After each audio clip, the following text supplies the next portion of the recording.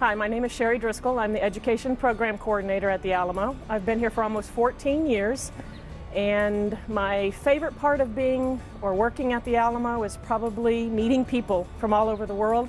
I really like to work with the school children when they come to visit as well.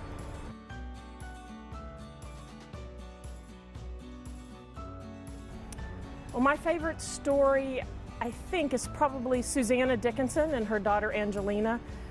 They were both survivors of the Battle of the Alamo, and during the actual 13-day siege, Colonel Travis visited with them, and he had bought a ring, apparently for a girlfriend here in town, and he knew that he wasn't going to make it out of here alive, so he passed the ring to little Angelina Dickinson, who was only 18 months old at the time, and the story says he put it on a piece of leather and put it around her neck.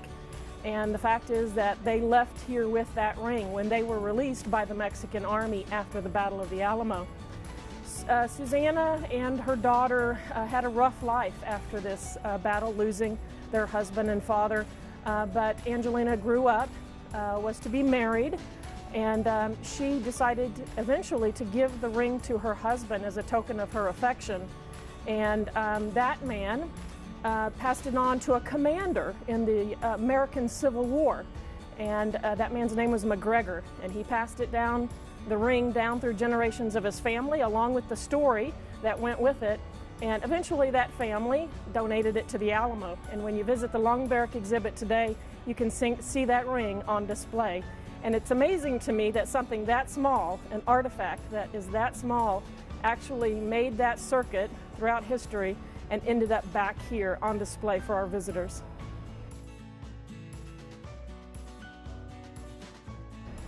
When my husband and I first came to San Antonio, we both loved military history, so we had to check out the Alamo for the first time in 2003. And I fell in love with it, and I studied it, and I started teaching school here in San Antonio, and a position where I could teach at the Alamo became available, and I jumped on it. It was my perfect job.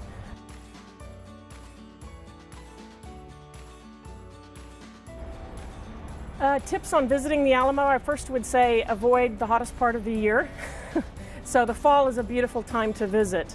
If you're visiting with a school group, we get the majority of kids in the springtime, and that can be hundreds and thousands of kids at various times. So plan accordingly, call ahead, ask us how many groups are arriving that day so that you'll have the best experience, because you really do want to be able to access both buildings and the grounds and visit the Living History encampment.